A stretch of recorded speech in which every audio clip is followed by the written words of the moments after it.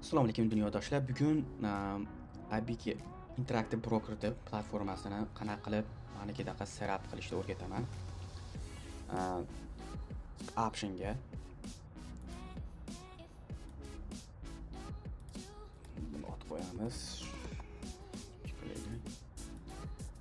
Ochganlaringda birinchi Interactive Broker'da account ochganlaringdan keyin Interactive Broker Pro da download qilasizlar. YouTube'da bor video qilganman to'g'risida ham. Qilganlaringdan keyin ochganlaringda shunday bo'ladi, shunaqa bo'sh bo'ladi. Uni to'ldirib chiqishlaring kerak o'zlaring. Birinchi chartdan boshlaymiz.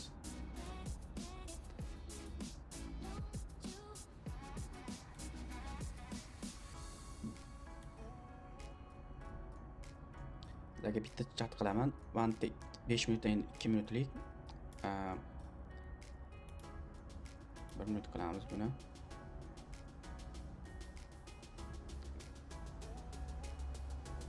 Kichkinaroq qilamiz, 5 minutlik qilamiz. Bu 5 minutlik. Ikkinchisi yana kirasizlar.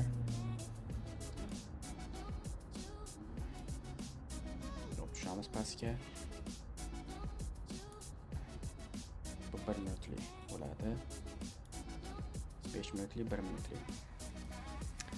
Keyin olib sotish uchun level 2 da qilamiz.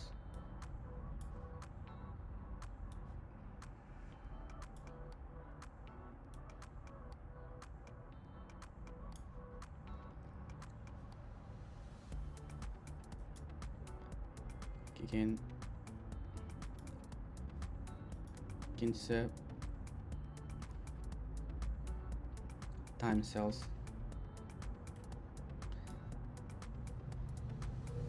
Kichkinaytiramiz. Qo'yamiz. Vaqti kerak yo'q, vaqti deb qilib kichkinaytiramiz.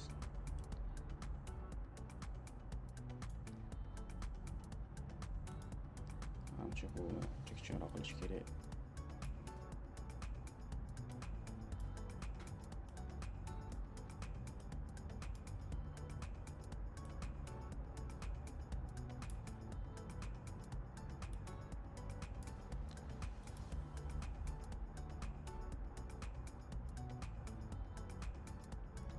Book trade qilamiz. Book trade topasizlar, book trade qilib pastga qilasizlar. Bu narsa kerak emas. Men uchun men shunaqa qilib setup qilganman. Xolasizlar ham qo'yasizlar, qo'ymaysizlar.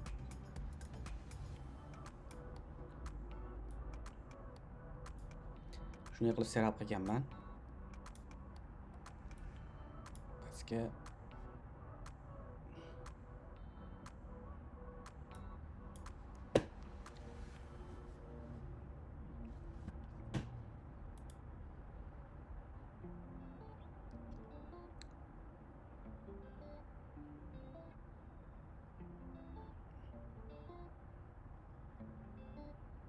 option chain topasizlar uchinchisi.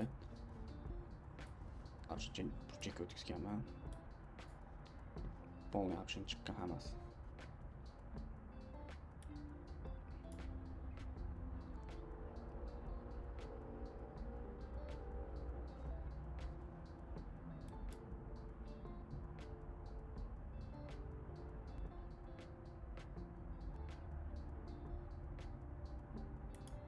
Orders bu kerak, orders kerak.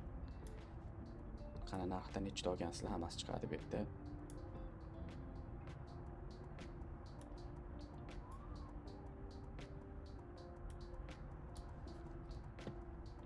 Bu yerga watch listlar qo'yamiz. Keyin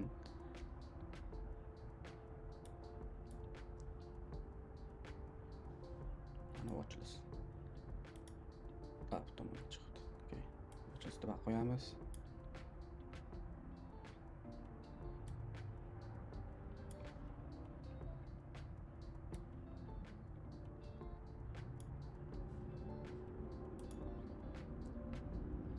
Yana watch list.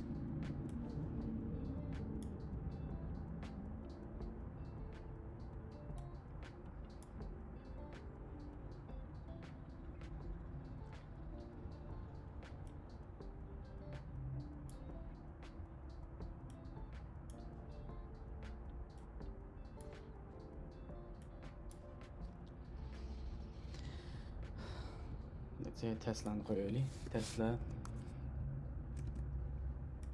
Ko'rasizlar, Tesla'ni yozdim, riskga chiqdi. Nvidia. Yana Tesla. Hozir nimaga ikkita watchlist qilganimni aytaman, nima sababini hozir. Nvidia. Xo'sh. Etsa kuniga 4 ta watch, 4 ta kundalik 4 tani kuzatib boraman. Keyin bu yerda kichkina ko'rsalarim yerda naqa bor, sariq narsa, burchaklar. Har bittasida bor bir-biriga ulaydigan narsa bu. Juda ham muhim. Chunki masalan, moni bitta tomonga sariqda grafik ulaganman, level 2 ga ulaganman. Keyin ikkinchisini qizil qilamiz, ikkinchisini. Qizilda bu optionda naqasi ulaganman. Bu farqi yo'q, osalaring o'z ko'rinadi. Bu time salesda grafik ulagan haqiqiy narxi, aksiyani haqiqiy narxi. Buni optionda trade'da olib sotadigan naqalaringni qizil ulaganman. Qizil ulasizlar, bir xil bo'lish kerak. Options oladiganlaring bitta watchlist bir xil, keyin optiondagi bir xil bo'lish kerak. Grafikdagi sariq ikkosi ham, keyin level 2 sariq, keyin time sale sariq. Bu yer chiqmayapti. Chiqarib optiondagi shunday bo'ladi.